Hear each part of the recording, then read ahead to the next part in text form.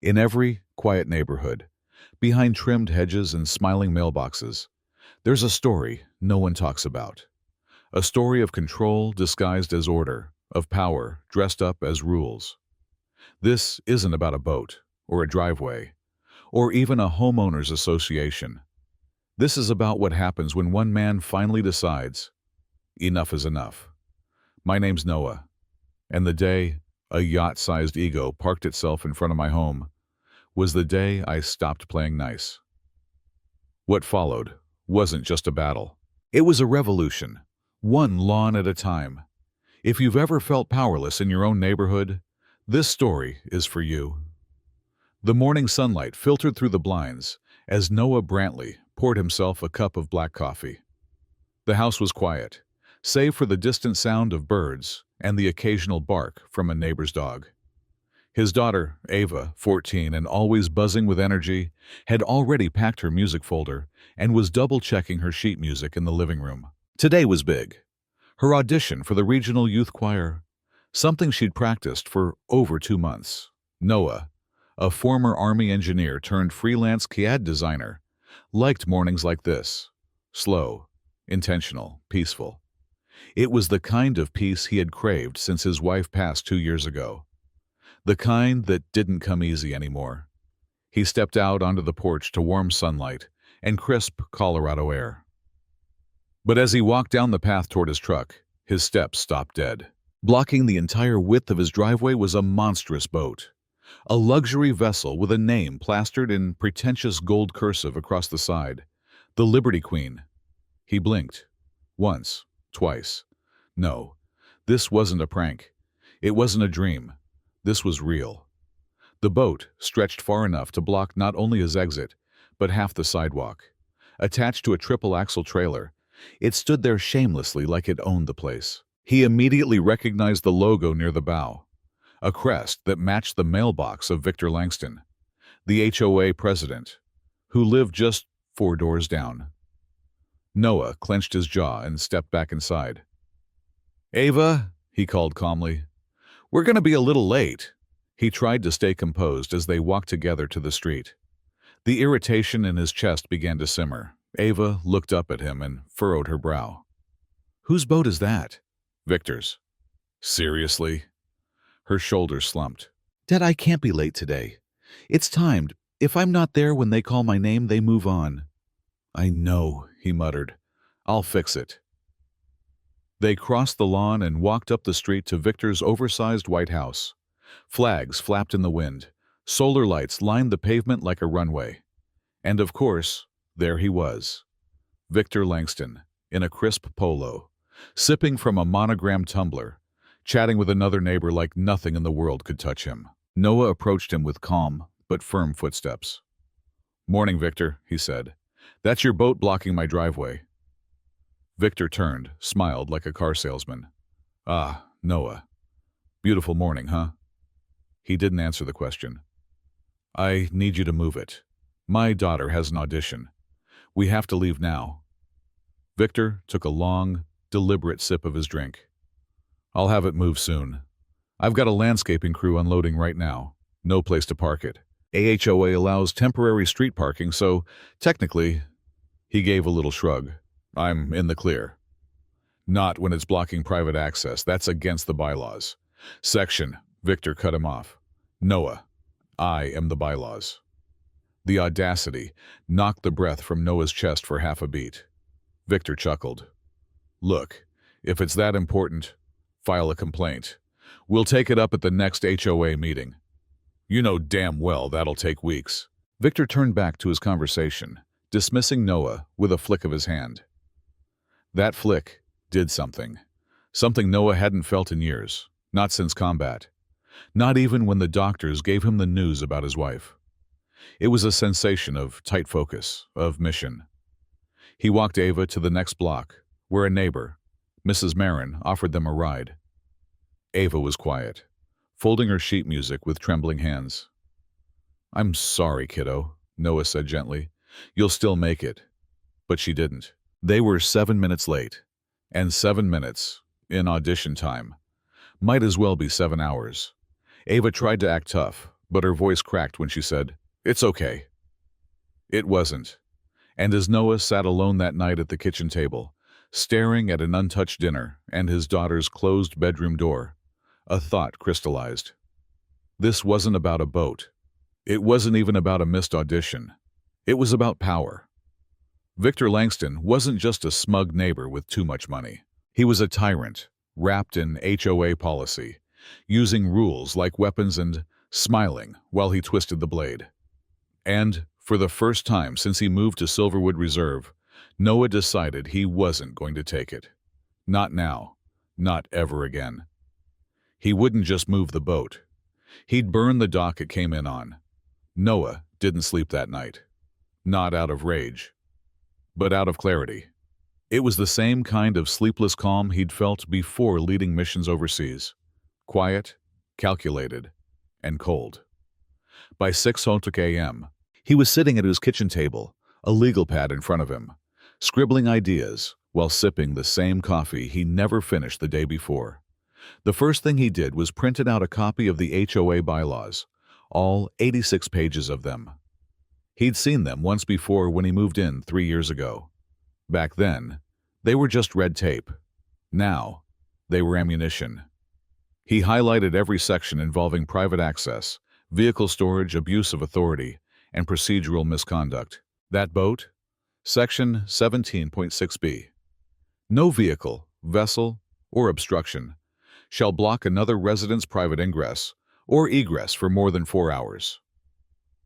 Victor's boat had been there 5 days. But Noah didn't stop at the rules. He began documenting everything: photos of the boat, time-stamped videos from his doorbell cam, the scratches on his car, even the voicemail Victor left on the HOA hotline, which Noah had recorded on speaker. The way Victor had smugly said, "Good luck, Noah," would be useful, very useful. Still, he knew documentation wasn't enough. He needed to understand the enemy.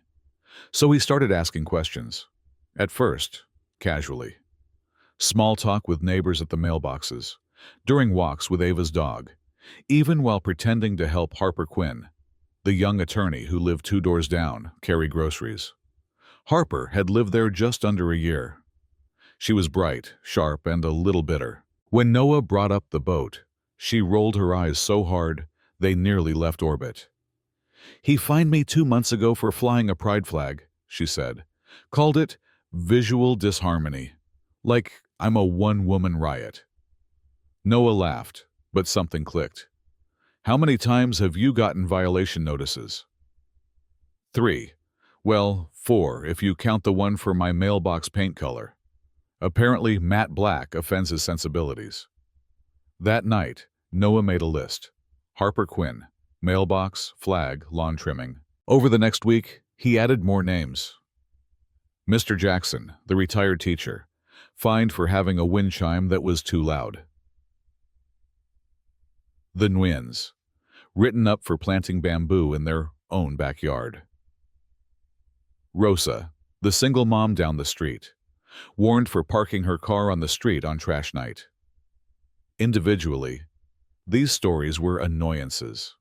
Together, they painted a pattern, a very ugly one. Very ugly, and all arrows pointed to Victor Langston, who had been HOA president for 5 years running, re-elected unopposed every time.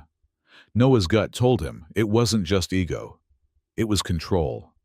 The HOA, in theory, was supposed to maintain standards, protect property value, and promote community.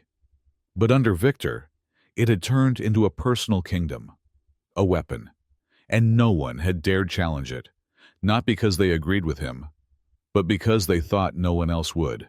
Until now. Noah called Harper. "I have something I want to show you," he said. When she arrived, he laid everything out: the photos, the bylaws, the violation letters, the voicemail. Harper whistled low. "You've been busy." "I want to take this to the board," Noah said. "Not just the boat. Everything." Harper tilted her head. "You really think they'll listen? They're all in Victor's pocket." "Maybe," he said. "But what if we make it public? What if we call for an open meeting? One where the neighbors get to hear it all?" She was quiet for a moment. then smiled. I'm in. But if you're going to war with Victor Langston, you better bring more than pictures and policy. You need people. Working on it. As Harper left that night, Noah opened a fresh document on his laptop. He titled it, Operation Liberty Queen, because this wasn't just about getting a boat moved anymore. It was about stripping a tyrant of his crown. One line of code, one signature, one neighbor at a time. Noah had always preferred to work alone. It was the soldier in him, the belief that if you wanted something done right, you did it yourself. But this time was different. He couldn't take Victor Langston down with a folder and a file. He needed people. Voices. Stories. He needed the neighborhood. It started with coffee. Saturday morning, he set up a folding table near the park at the end of Silverwood Reserve, neutral ground. He brought donuts, 2 thermoses of strong coffee, and a sign that read, Have you been fined? HOA stories welcome.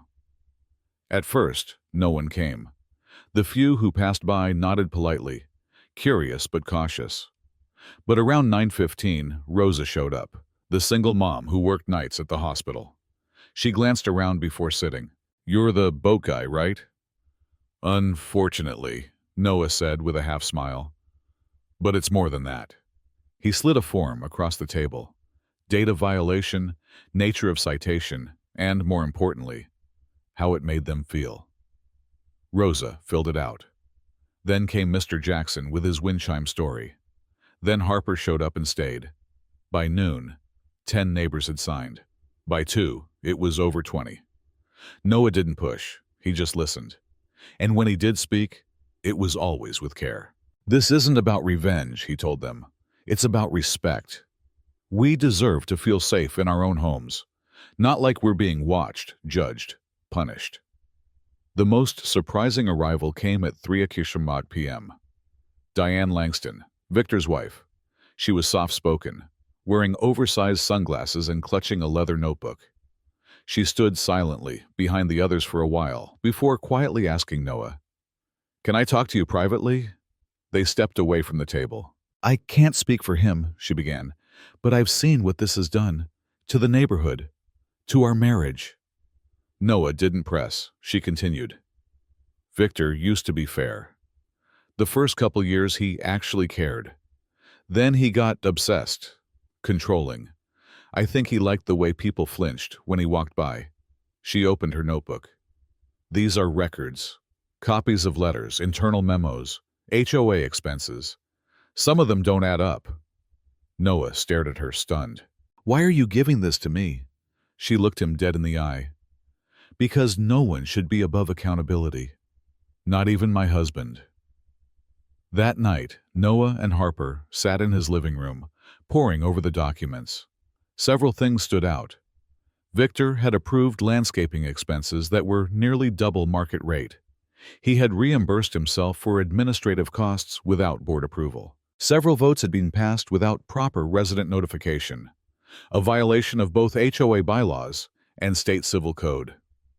It was more than abuse of power. It was potential fraud. Harper leaned back, rubbing her eyes. If we present this to the full board, Victor will shut it down before it reaches the agenda. Noah nodded. So we don't go to the board. We go to the people.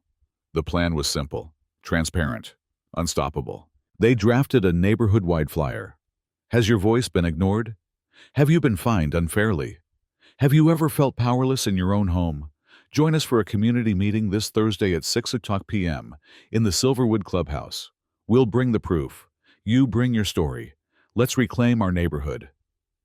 Concerned residents of Silverwood Reserve. They printed 300 copies and, over the next 48 hours, slipped them into every mailbox in the neighborhood. They didn't knock, didn't linger, just planted the seeds and walked away. On Thursday evening, Noah stood in the back of the clubhouse, arms crossed, watching as chairs filled. At first, it was a trickle, the usual faces, curious neighbors, a few HOA loyalists. Then the room swelled, standing room only. Victor arrived 15 minutes late, flanked by 2 board members like bodyguards. He wore a navy sport coat and a smug grin. But this time, something was different. He wasn't being greeted. He wasn't being smiled at. He was being watched. Whispers followed him as he made his way to the front row. He pretended not to hear them. When Harper took the stage, Victor leaned back, arms folded, ready to dismiss it all. Then Noah stepped forward and dropped a stack of color-printed violation letters on the podium. Then came photos, then video, then Diane's memo book, copied and redacted to protect her identity. And when it was over, when the room had gone from murmurs to open outrage, Noah said just one thing. Victor Langston doesn't represent this neighborhood. Not anymore. Tonight we start something new. The crowd erupted in applause. And for the first time, in a very long time, Victor didn't have a single word to say. Victor Langston was many things. Arrogant, calculating, and always 3 moves ahead. But what he never expected was to be outmaneuvered on his own chessboard. The night after the community meeting, the neighborhood group chat, once used solely for lost pets and garage sales, exploded. Screenshots of fines, angry texts, HOA citations, even audio clips of Victor yelling at residents made their rounds. Someone posted a list of all the board votes over the last 2 years. Harper confirmed it. At least 6 of them had violated notification protocols. The cracks were becoming fault lines. And the once silent residents? They were speaking up, loudly. Noah didn't celebrate yet. He knew better. This was the most dangerous part, when the cornered animal lashes out. Sure enough, the retaliation came swift and dirty. The very next morning, Noah found a new notice taped to his front door. HOA violation. Unauthorized use of public assembly. Your gathering on HOA property lacked proper approval. You are hereby fined $750. He tore it down without reading the rest. Later that day, Harper received notice of a non-compliant architectural fixture, a hanging plant she'd had for 6 months. Rosa got cited for obstruction of pedestrian access because her kids left chalk drawings on the sidewalk. Victor wasn't just striking back. He was trying to reassert dominance. So Noah struck louder.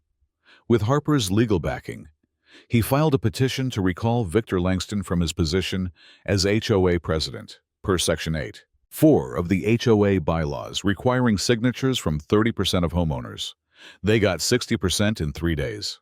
Victor, realizing he was on the verge of being ousted, tried to spin it. He sent out an emergency newsletter titled, "Defending Our Standards, Why Rules Matter." It was filled with half-truths and fear-mongering, suggesting property values would drop, crime would rise, and chaos would reign without firm leadership. Some of the older residents hesitated, unsure. That's when Noah played his ace. He filed a formal complaint with the County Housing Authority, accompanied by Diane's financial records and Harper's audit notes. The complaint included overbilling for landscaping services, reimbursing himself without full board approval, improper fines used for personal expenses, including an invoice for a HOA leadership retreat that turned out to be a 3-day golf trip in Scottsdale. On Wednesday, a white county vehicle rolled through Silverwood Reserve. Victor watched from his porch as 2 officials walked into the HOA office, clipboards in hand. One of them taped a bright orange pending financial review notice to the clubhouse door. The empire was officially under siege. That night, Victor hosted a last-minute HOA meeting. No agenda, just damage control. He tried to make it about loyalty, stability, fear of change. He even teared up, saying he only ever wanted the best for the community. But no one was buying it. Not after the fines. Not after the boat. Not after the footage Noah released. Victor's voicemail. His sarcastic tone saying, "Good luck, Noah. It's your word against mine." It played over the clubhouse speakers with crystal clarity. The room went silent. Then, for the first time in Silverwood's history, someone from the audience stood up and said the words out loud. "Victor, we don't trust you anymore." That someone was Diane. And in that moment, whatever power Victor still held vanished. The vote was set for Friday. 3 days. That's how long Victor Langston had to cling to whatever scraps of power remained. But Silverwood wasn't the same neighborhood it had been the week before. Driveways, once silent, now echoed with neighborly conversations. Homeowners, who had barely nodded to one another at the mailbox, were gathering in driveways, trading stories and signing the recall petition with a kind of cathartic relief. Victor tried everything. He sent letters warning residents that a leadership change could invalidate insurance coverage. He emailed dire predictions about legal chaos and unmaintained properties. He even went door to door with laminated pamphlets in hand, trying to guilt residents into voting no on the recall. But it was too late. The people had already decided. Noah watched it all unfold like a man studying weather patterns, calm, focused. He wasn't celebrating yet. He was preparing. The final strike had to be clean, precise, and permanent. On Thursday night, the eve of the vote, Harper showed up on Noah's porch with 2 mugs of tea and a grin. "I've got something," she said, holding up a flash drive. "More violations. Better." They sat down and opened her laptop. On the screen was a video, grainy at first, but unmistakable. It was security footage from a private contractor hired for HOA common areas. Harper had made a records request to the management company Victor outsourced to, and legally, they had to comply. The footage showed Victor standing in the clubhouse office, shredding documents. The timestamp, just 2 days after the county financial notice was posted. "What's he shredding?" Noah asked. "I cross-referenced the dates," Harper said. "That was the morning after your complaint was filed." The video also showed Victor removing a lockbox from the file cabinet. Harper had tracked it down, an unreported HOA expense listed as maintenance storage. The amount, $2,400. Cash. "Looks like Victor's been laundering HOA fees," Harper said. "This goes from civil to criminal." Noah leaned back, exhaling. "We end him tomorrow." The community hall had never been that full. Rows of plastic chairs were packed. Residents stood shoulder to shoulder, some spilling into the hallway. Anxious, whispering, watching. Victor sat at the front, lips tight, face pale. He wasn't smiling anymore. Noah entered with Harper beside him and walked straight to the front. The head of the oversight committee, a neutral resident named Mrs. Delgado, stood up and cleared her throat. "We will now open the floor for final statements before the vote on Mr. Victor Langston's recall as HOA president." Victor stood. His voice trembled, trying to recapture the authority he once wielded so effortlessly. "I've served this community for 5 years," he began. "Everything I've done, I did for the good of Silverwood. Yes, mistakes were made. But this smear campaign, not a smear," Harper interrupted, standing. "Evidence." She clicked the projector remote. The screen lit up. A copy of the HOA ledger, showing the unapproved reimbursements. Side-by-side comparisons of inflated vendor costs. The video of Victor at the shredder. The room gasped. Harper's voice was clear, unwavering. "This isn't just about poor leadership. This is about abuse of power, misappropriation of funds, and destruction of evidence. I've already filed the footage with the county fraud unit." Victor stammered, "This is doctored. It's fake." But no one believed him. Then, for the final blow, Diane Langston stood. "My husband lied to you," she said simply. "He lied to me. But you deserve to know the truth. This community deserves better." A long silence. Then Mrs. Delgado stepped forward. "All those in favor of removing Mr. Langston from the HOA board, raise your hand." Hands rose, dozens, then more and more. Noah didn't even need to count. It was overwhelming. The motion passed. Victor Langston, the once untouchable king of Silverwood Reserve, was officially dethroned. He left without a word, head down, flanked by silence. The Monday after the vote, the morning air in Silverwood felt different, lighter. No more HOA citations taped to doors like silent threats. No more cold stares at the mailbox. No more Victor Langston's truck parked on the corner like a watchtower. For the first time in a long while, people smiled when they passed each other. Kids drew with chalk on sidewalks without fear of fines.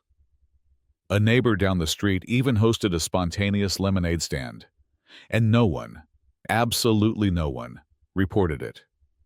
The community hadn't just voted out a president, they had reclaimed their voice. Noah sat on his porch, coffee in hand, watching Emma play with a group of kids from the neighborhood. Her laughter rang through the air like a bell. After all the tension, the long nights, the confrontations, this moment, this simplicity, felt like a victory worth more than any court ruling. Harper joined him on the steps, holding a folder. "You're not going to believe this," she said, opening it. Inside were official documents. Notice of HOA board restructuring. Confirmation of fraud investigation by the county auditor's office. Victor Langston's resignation letter. The letter was brief, typed, and unsigned, but the message was clear. Victor was gone. Voluntarily or under pressure didn't matter anymore. Word spread that he had sold his house, packed up in the dead of night, and moved to Arizona. Some said he was trying to avoid legal action. Others said he simply couldn't bear to walk the same streets where he'd once ruled with impunity. But Noah? He didn't celebrate. He felt closure and a little bit of sadness, not for Victor, but for what the community had endured, for the people who stayed quiet too long, for the kids who had to watch their parents feel powerless in their own homes, for the elderly neighbors who had paid fines they didn't understand out of fear. "I was thinking," Harper said, breaking the silence, "what if we rewrote the bylaws, together, with the community?" Noah nodded slowly. "Something fair, something transparent." And that's exactly what they did. They didn't elect a new president. Instead, they formed a neighborhood council, open to all residents, rotating volunteers every quarter. Harper led the legal rewrite of the HOA charter. Rosa helped with translating it for non-English speakers. Jackson, the wind chime guy, took charge of community events, planning a potluck for the end of the month. By spring, the street had transformed. The clubhouse became a tutoring space on Wednesdays. The fines were replaced with friendly reminders and respectful dialogue. The HOA funds were used to repair sidewalks, not buy new chairs for board meetings. And Noah, he became the quiet heartbeat of it all. No title, no power grab. Just the guy who reminded everyone what integrity looked like and why it mattered. One Sunday afternoon, Emma tugged on his sleeve. "Dad, come play." He looked up from his chair, smiling. "Give me 2 minutes." As she ran off, Harper handed him a brown envelope. "What's this?" he asked. "Recognition. From the County Housing Authority." Inside was a formal community restoration citation, awarded for outstanding civic leadership and neighborhood reform. His name was at the top, but so were Harper's, Diane's, Rose's, and 3 others. "I didn't do it alone," he said, reading it aloud. "Exactly," Harper replied. They stood quietly for a moment, watching the kids race up and down the street. No walls, no fear, just freedom. As Noah tucked the citation away, he whispered to himself, "That's the kind of rule book I can live by."